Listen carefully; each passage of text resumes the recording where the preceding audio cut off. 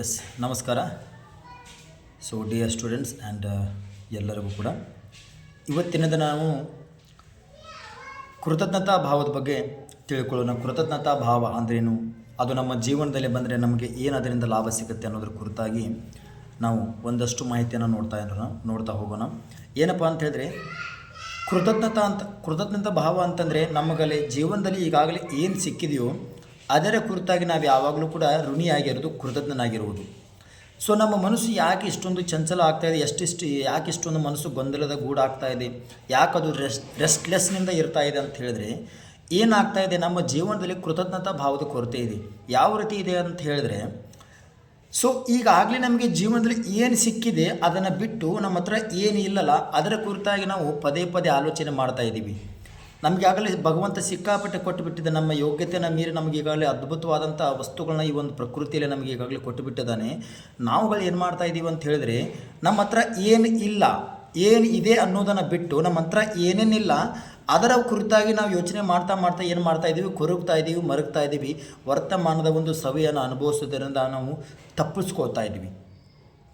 So ಏನಪ್ಪ ಅಂತ ಹೇಳಿದ್ರೆ, ಸೊ ಕೃತಜ್ಞತೆ ಭಾವನೆ ನಮ್ಮ ಜೀವನದಲ್ಲೇ ಬಂತು ಅಂತಂದರೆ ನಮಗೆ ಆಲ್ರೆಡಿ ಈಗ ಭಗವಂತ ಏನೇನು ಕೊಟ್ಟಿದ್ದಾನೋ ಅದು ನಮ್ಮ ಜೀವನದಲ್ಲಿ ಡಬಲ್ ಆಗ್ತಾ ಹೋಗುತ್ತೆ, ಎರಡು ಪಟ್ಟು ಆಗ್ತಾ ಹೋಗುತ್ತೆ. ಹಾಗಾಗಿ ನಮ್ಮ ಹತ್ರ ಏನೇನಿಲ್ಲ ಅದನ್ನು ಬಿಟ್ಟು ಏನಿದೆ ಅದನ್ನು ನೆನಪಿಸ್ಕೊಂಡು ಅದರ ಕುರಿತಾಗಿ ನಾವು ನಮ್ಮ ಹೃದಯದಲ್ಲಿ ಕೃತಜ್ಞತೆಯನ್ನು ತಿಳಿಸೋಣ ಅಂತ ಹೇಳೋಕ್ಕೆ ಇಷ್ಟಪಡ್ತೀನಿ. ಏನಪ್ಪ ಅಂತ ಈಗ ನೋಡಿರಿ, ನಮಗೀಗಾಗಲೇ ಭಗವಂತ ನಮಗೆ ಪ್ರಕೃತಿ ತತ್ವವಾಗಿ ದೇವ್ರ ದಯೆಯಿಂದ ನಮಗೆ ಒಂದು ಒಳ್ಳೆ ಮನೆ ಇದೆ, ತಂದೆ ತಾಯಿ ಇದ್ದಾರೆ, ಅಜ್ಜ ಅಮ್ಮ ಇದ್ದಾರೆ, ಅಣ್ಣ ತಂಗಿ ಇದ್ದಾರೆ, ಅಪ್ಪ ಅಮ್ಮ ಇದ್ದಾರೆ, ಅಕ್ಕ ತಂಗಿಯರಿದ್ದಾರೆ, ಒಂದು ಒಳ್ಳೆ ಫ್ಯಾಮಿಲಿ ಇದೆ, ಹಾಕೊಳ್ಳೋಕೆ ಒಳ್ಳೆ ಬಟ್ಟೆ ಸಿಗ್ತಾ ಇದೆ, ತಿನ್ನೋದಕ್ಕೆ 3 ಹೊತ್ತು ಒಳ್ಳೆ ಊಟ ಸಿಗ್ತಾ ಇದೆ, ಕುಡಿಯೋದಕ್ಕೆ 3 ಹೊತ್ತು ನಮಗೆ ಒಳ್ಳೆ ನೀರು ಸಿಗ್ತಾ ಇದೆ, ಪ್ರತಿ ಕ್ಷಣ ಎವ್ರಿ ಸೆಕೆಂಡ್ ನಮಗೆ ಉಸಿರಾಡಲಿಕ್ಕೆ ನಮಗೆ ಗಾಳಿ ಸಿಗ್ತಾ ಇದೆ. ಈಗಾಗಲೇ ನಮಗೆ ಸಿಕ್ಕಾಪಟ್ಟೆ ಕೊಟ್ಟು ಬಿಟ್ಟಿದ್ದಾನೆ. ಬಟ್ ನಾವೇನು ಮಾಡ್ತಾ ಇದ್ದೀವಿ, ನಮ್ಮ ಹತ್ರ ಏನು ಇಲ್ಲಲ್ಲ ಅದರ ಕುರಿತಾಗಿ ಅದನ್ನು ಆಲೋಚನೆ ಮಾಡ್ತಾ ಕೊರಗ್ತಾ ಇದ್ದೀವಿ, ಮರಗ್ತಾ ಇದ್ದೀವಿ. ನೋಡಿರ್ಬೇಕಾದ್ರೆ ಒಂದು ನಿಮಿಷ ಹಾಗೆ ಸುಮ್ಮನೆ ನೀವು ಮೂಗು ಮುಚ್ಕೊಂಡು ನಿಂತ್ಕೊಡ್ರಿ, ಉಸಿರಾಡೋದನ್ನು ಬಿಟ್ಟು ಹಾಗೆ ಸುಮ್ಮನೆ ಮಾಡಿ ನೋಡಿರ್ಬೇಕಾದ್ರೆ. ಸೊ ಆವಾಗ ನಿಮಗೆ ಗೊತ್ತಾಗತ್ತೆ ಏನಪ್ಪ ಅಂತ ಹೇಳಿದ್ರೆ, ಗಾಳಿಯ ಪ್ರತಿಯೊಂದು ಮಹತ್ವ, ಅದು ಒಂದೊಂದು ಸೆಕೆಂಡಿಗೆ ಅದು ಎಷ್ಟು ಇಂಪಾರ್ಟೆನ್ಸ್ ಇದೆ ನಮ್ಮ ಜೀವನದಲ್ಲಿ, ನಾವು ಅದಕ್ಕೆ ಎಷ್ಟು ಕೃತಜ್ಞನಾಗಿರಬೇಕು ಅನ್ನೋದು ನಿಮಗೆ ತಿಳಿಯುತ್ತೆ. ಯಾಕಪ್ಪ ಅಂತಂದರೆ ಒಂದೇ ಒಂದು ನಿಮಿಷ ನಾವು ಏನಾದರೂ ಉಸಿರಾಡಲಿಲ್ಲ ಅಂತ ಹೇಳಿದ್ರೆ ನಾವೆಲ್ಲಿ ಸತ್ತೇ ಹೋಗಿಬಿಡ್ತೀವಿ ಅನ್ನೋಂಥ ಭಾವ ನಮ್ಮಲ್ಲಿ ಉತ್ಪತ್ತಿ ಆಗುತ್ತೆ. 2 ದಿನ ಊಟ ಬಿಟ್ಟು ನೋಡಿರಿ, ಆ ಊಟದ ಮಹತ್ವ ಏನು ಅಂತ ನಿಮ್ಗೆ ಅರ್ಥ ಆಗುತ್ತೆ. 2 ದಿನ ನೀರು ಕುಡಿಯೋದನ್ನು ಬಿಟ್ಟು ನೋಡಿರಿ, ಆ ಊಟದ ಆ ಒಂದು ಗಾಳಿಯ ನೀರಿನ ಒಂದು ಮಹತ್ವ, ಊಟದ ಮಹತ್ವ ಏನು ಅಂತ ನಮಗೆ ಅರ್ಥ ಆಗ್ತಾ ಹೋಗುತ್ತೆ.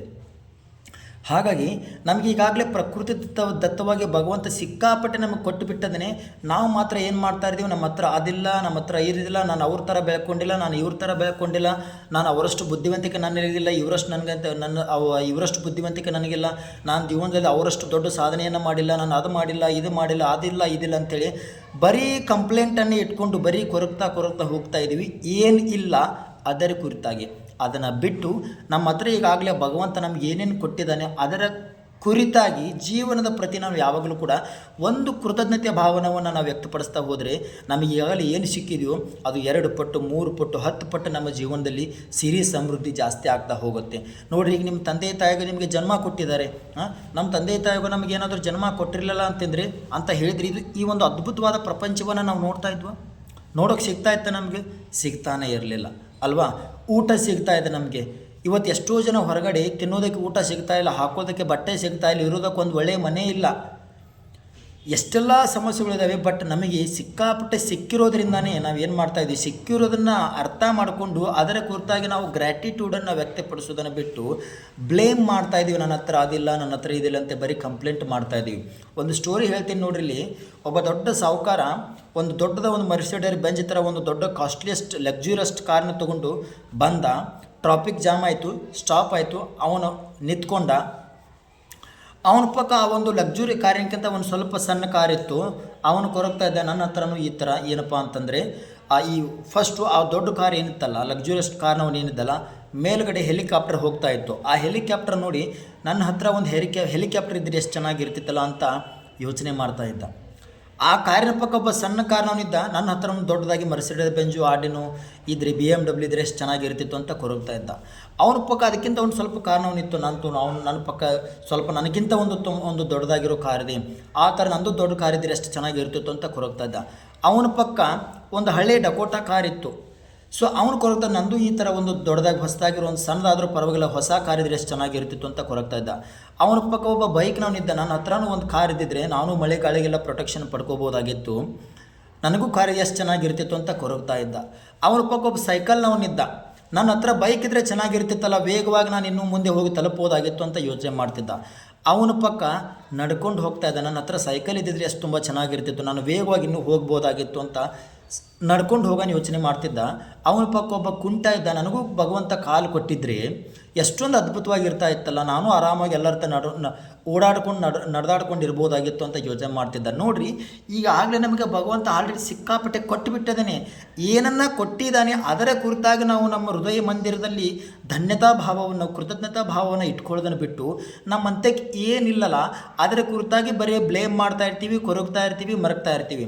ಅದನ್ನು ಬಿಟ್ಟು ಭಗವಂತ ಈಗಾಗಲೇ ನಿಮಗೇನು ಕೊಟ್ಟಿದ್ದಾನೆ ನೋಡ್ರಿ, ಒಂದು ಒಳ್ಳೆ ಮನೆ ಕೊಟ್ಟಿದ್ದಾನೆ, ಒಂದು ಒಳ್ಳೆ ಕುಟುಂಬ ಕೊಟ್ಟಿದ್ದಾನೆ, ಹಾಕೋದಕ್ಕೆ ಒಳ್ಳೆ ಬಟ್ಟೆ ಕೊಟ್ಟಿದ್ದಾನೆ, ಓಡಾಡಲಿಕ್ಕೆ ಒಳ್ಳೆ ಕಾರ್ ಕೊಟ್ಟಿದ್ದಾನೆ, ಬೈಕ್ ಕೊಟ್ಟಿದ್ದಾನೆ, ಸೈಕಲ್ ಕೊಟ್ಟಿದ್ದಾನೆ, ಅಷ್ಟೇ ಅದ್ಭುತವಾದಂಥ ಈ ದೇಹವನ್ನೇ ಕೊಟ್ಟಿದ್ದಾನೆ, ತಿನ್ನೋದಕ್ಕೆ 3 ಹೊತ್ತು ಊಟ ಕೊಟ್ಟಿದ್ದಾನೆ, ಕುಡಿಯೋದಕ್ಕೆ ನೀರು ಕೊಟ್ಟಿದ್ದಾನೆ, ಸೇವನೆ ಮಾಡಲಿಕ್ಕೆ ಪ್ರತಿಕ್ಷಣ ಉಸಿರಾಡಲಿಕ್ಕೆ ಪ್ರಕೃತಿ ದತ್ತವಾಗಿ ನಮಗೆ ಉಚಿತವಾಗಿ ನಮಗೆ ಆಕ್ಸಿಜನ್ ಸಿಗ್ತಾ ಇದೆ, ಗಾಳಿ ಸಿಗ್ತಾ ಇದೆ.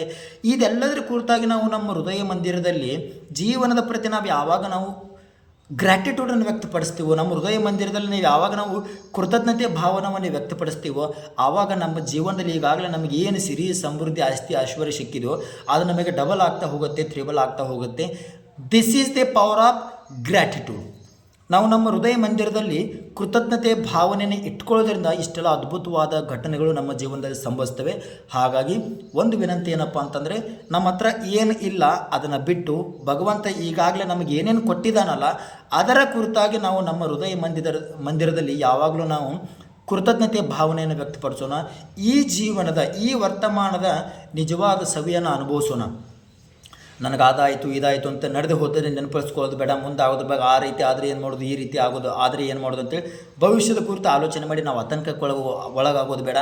ಈ ಕ್ಷಣದ ಇದ್ದುಕೊಂಡು ಈ ಕ್ಷಣದಲ್ಲಿ ನಮಗೆ ಏನೇನಿದೆ ಅದೆಲ್ಲದರ ಒಂದು ಸವಿಯನ್ನು ನಾವು ಅನುಭವಿಸೋಣ. ಒಂದು ಆನಂದಮಯವಾದ, ಒತ್ತಡ ರಹಿತವಾದ, ಆಲೋಚನಾ ರಹಿತವಾದ ಜೀವನವನ್ನು ನಡೆಸೋಣ ಅಂತ ಹೇಳಲಿಕ್ಕೆ ಇಷ್ಟಪಡ್ತೀನಿ. ಎಲ್ಲರಿಗೂ ಒಳ್ಳೆಯದಾಗಲಿ. ಕೃತಜ್ಞತೆ ಭಾವ ಅನ್ನೋದು ನಿಮ್ಮ ಜೀವನದ ಭಾಗ ಆಗಲಿ. ಭಗವಂತ, ನಿಮ್ಮ ತಂದೆ ತಾಯಿಗಳು, ನಿಮ್ಮ ಗುರುಗಳಾಗಿರ್ಬೋದು, ನಿಮಗೆ ಏನೇನು ನೀವು ವಿದ್ಯೆ ಕಲಿಸೋ ಗುರುಗಳಾಗಿರ್ಬೋದು, ಪ್ರಕೃತಿ ಆಗಿರ್ಬೋದು, ಈಗಾಗಲೇ ನಿಮಗೆ ಏನೇನು ಜೀವನದಲ್ಲಿ ಸಿಕ್ಕಿದೆಯೋ ಅದನ್ನು ಹುಡುಕಿ ಅದರ ಕುರಿತಾಗಿ ನಾವು ನಮ್ಮ ಹೃದಯದಲ್ಲಿ ಕೃತಜ್ಞತೆಯನ್ನು ಹೇಳೋಣ. ಇದರಿಂದ ನಮ್ಮ ಜೀವನಕ್ಕೆ ಒಂದು ಹೊಸ ಕಳೆ ಬರುತ್ತೆ, ಒಂದು ಮೆರುಗು ಬರುತ್ತೆ. ನಮ್ಮ ಜೀವನ ಇನ್ನೂ ಕೂಡ ಬಣ್ಣವಾಗಿ ಕಲರ್ಫುಲ್ ಆಗಲಿಕ್ಕೆ ನಮಗೆ ತುಂಬ ಅನುಕೂಲ ಆಗುತ್ತೆ ಅಂತ ಹೇಳಲಿಕ್ಕೆ ಇಷ್ಟಪಡ್ತೀನಿ. ಸೊ ಮಾಹಿತಿ ಇಷ್ಟ ಆದಲ್ಲಿ ದಯಮಾಡಿ ನಮ್ಮ ಒಂದು ಧ್ಯಾನ ಕ್ರಾಂತಿ ಯೂಟ್ಯೂಬ್ ಚಾನಲನ್ನು ದಯಮಾಡಿ ಎಲ್ಲರೂ ಕೂಡ ಸಬ್ಸ್ಕ್ರೈಬ್ ಮಾಡ್ಕೊಳ್ಳೋದ್ರ ಮುಖಾಂತರ ನಮಗೆ ಪ್ರೋತ್ಸಾಹವನ್ನು ಕೊಡಬೇಕು. ನಾನು ನಿಮ್ಮ ಸವದತ್ತಿ ಹುಡುಗ ಗೋವಿಂದ್ ಮಾತಾಡ್ತಾ ಇದ್ದೀನಿ. ಎಲ್ಲರಿಗೂ ಒಳ್ಳೆಯದಾಗಲಿ. Thank you so much.